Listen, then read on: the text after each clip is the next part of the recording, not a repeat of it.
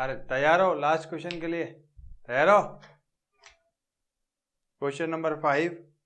A metallic right circular cone 20 centimeter high and whose vertical angle is 60 degree is cut into two parts at the middle of its height by a plane parallel to its base.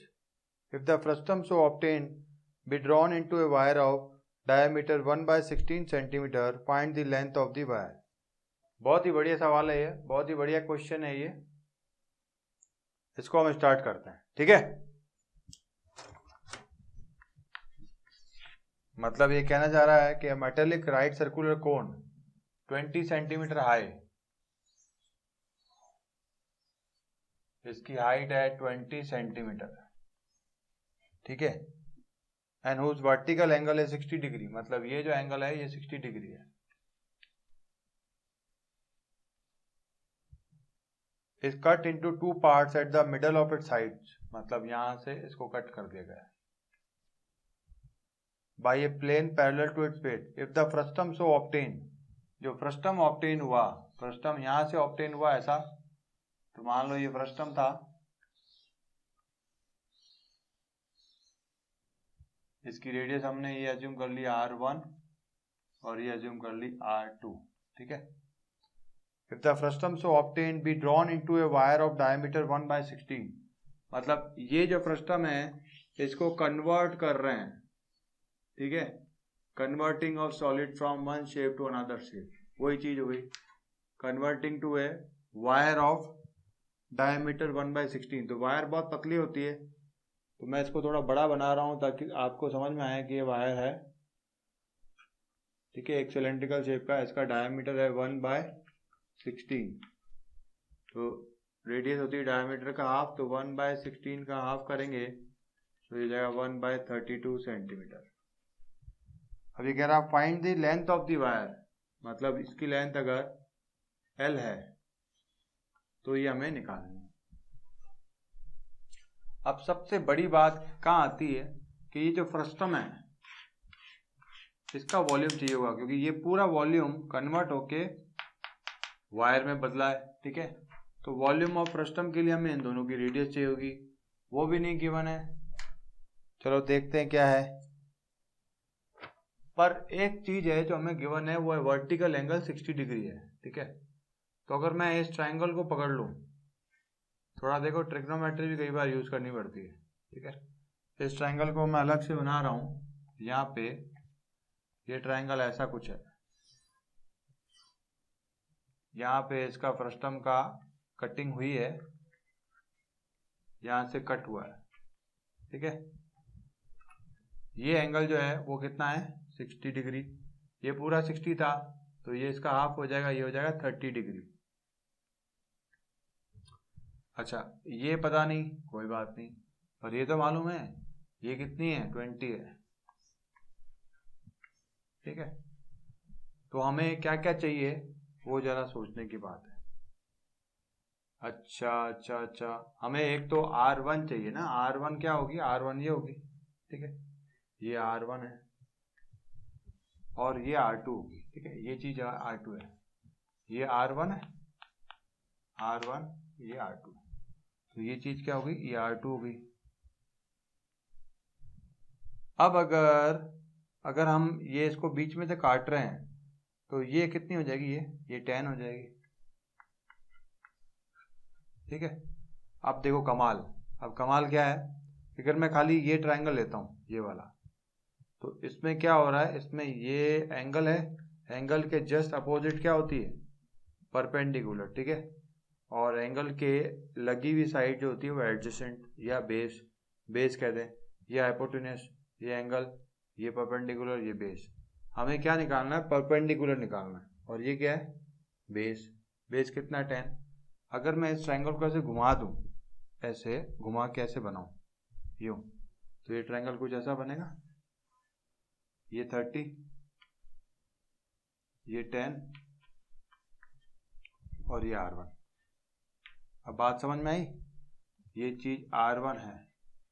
तो देखो, जब भी perpendicular नहीं दिया हुआ और base दिया हुआ और एंगल दिया हुआ, तो हम क्या लगाते हैं? tan theta. तो हम लगाएंगे tan theta equal to perpendicular divide by base. आपको पता ही होगा ट्रिग्नोमेट्री में भाई, पंडित बद्री प्रसाद हर बोले, तो पंडित बद्री प्रसाद, तो पंडित बाई प्रसाद क्या होता है, ये tan थीटा होता है। ठीक है, तो पंडित बाई प्रसाद, तो पंडित परपेंडिकुलर बाई प्रसाद tan 30 की वैल्यू होती है 1/√3। R1 इक्वल टू 10 बाई, ये हो गया 10 मल्टीप्लाई, R1 आ गया हमारे पास 10/√3, ये R1 आ गया। अब R2 की तरफ जाएं, देखो R2 के लिए ये है, ठीक है, इससे जुड़ी हुई चीज क्या है, इससे जुड़ी हुई चीज ये इसका बेस है और ये एंगल है। अगर मैं इस बड़े ट्रायंगल को यूं घुमा दूं, यूं, तो ये घुमाने से क्या होगा, ऐसा कुछ बनेगा, ऐसा कुछ। भैया ये क्या हो गई, 20 हो गई, ये क्या हो गया, R2 हो गया, और ये 30 हो गया। तो इसमें भी सेम बात, पंडित प्रसाद नहीं, पंडित डिवाइड बाय बद्री, इसमें भी ये था ना, Pandit divide by Badri, Pandit Badri Prasad, perpendicular base, perpendicular hypotenuse base, sine cos tan, ये होता है साइन, ये होता है कॉस, ये होता है टेन। तो इसमें क्या है, Pandit divide by Badri, perpendicular divide by Badri, tan theta, तो tan 30 इक्वल टू R2/20, तो बस 20 आ जाएगा, तो R2 हो जाएगा 20/√3। अब हमारे पास इस फ्रस्टम का वॉल्यूम आ सकता है, तो वॉल्यूम ऑफ फ्रस्टम हो जाएगा, भाई फॉर्मूला हमें पता ही है, डायरेक्ट लगा देते हैं, 1/3, पाई की वैल्यू क्या कह रहा है, ये कुछ नहीं कह रहा, तो 22/7 ले लेते हैं, 1/3 पाई R स्क्वायर नहीं, R1 स्क्वायर मतलब इसका 10/√3 का होल स्क्वायर, R2 स्क्वायर मतलब 20/√3 का, प्लस R2 10/√3, 20/√3, ठीक सा। तो ये हमारे पास क्या आ गया, फ्रस्टम का वॉल्यूम। इसको सॉल्व कर देते हैं, 20 बाई ये हो गया 22/21, 10/3 का हो जाएगा 100/3, 20 का स्क्वायर होता है 400/3, 10 × 20 200/√3 × √3 हो गया, तो ये हो गया 200, 400, 600 और एक 700, 22/21 × 700/3, ठीक है, 7 की टेबल जा रहा है, 7 3 जा 700 जा, अच्छा 3 3 जा 9 हो गया, और ये हो गया 2200/9, ठीक है, ये आ गया फ्रस्टम का वॉल्यूम। अब क्योंकि हमने क्या किया, इस पूरे वॉल्यूम को कन्वर्ट करके हमने क्या बना दिया, एक सिलेंडर बना दिया जिसकी रेडियस दी हुई 1/32, तो इसके वॉल्यूम के इक्वल हो जाएगा, ठीक है। तो वॉल्यूम ऑफ वायर क्या हो जाएगा, volume of wire is nothing but volume of cylinder, so volume of cylinder is pi R square h क्या है इसकी लेंथ, ठीक है, तो पाई R स्क्वायर L कर देता हूँ मैं, ये L हो गई इसकी। अच्छा पाई कितना होता है 22/7, R स्क्वायर मतलब 1/32 का स्क्वायर, L, और ये पूरा वॉल्यूम किसके इक्वल हो जाएगा, 2200/9 के। तो अपने पास L की वैल्यू चाहिए, तो ये सारा का सारा वहाँ भेज दो, L आ जाएगा अपने पास 2200/9, यहाँ जो चीज़ डिवाइड में वहाँ मल्टीप्लाई में हो जाएगी, यहाँ जो मल्टीप्लाई में वहाँ डिवाइड में हो जाएगी, ये पूरी घूम के नीचे है तो उल्टी, तो 1/32 का स्क्वायर क्या होता है, 1/1 का स्क्वायर 1, 32 का स्क्वायर 32 × 32, ये मल्टीप्लाई डिवाइड में है, 32 × 32 चला जाएगा मल्टीप्लाई में, ऐसा कुछ 22 1 जा 2200 जा, इसको सॉल्व कर देते हैं। अच्छा ये हो गया, ये देख लेते हैं, एक बार कैलकुलेशन चेक कर लेते हैं वापस से, बहुत फटाफट में कर लिया, एक बार वापस से एक बार कैलकुलेशन देख लेते हैं।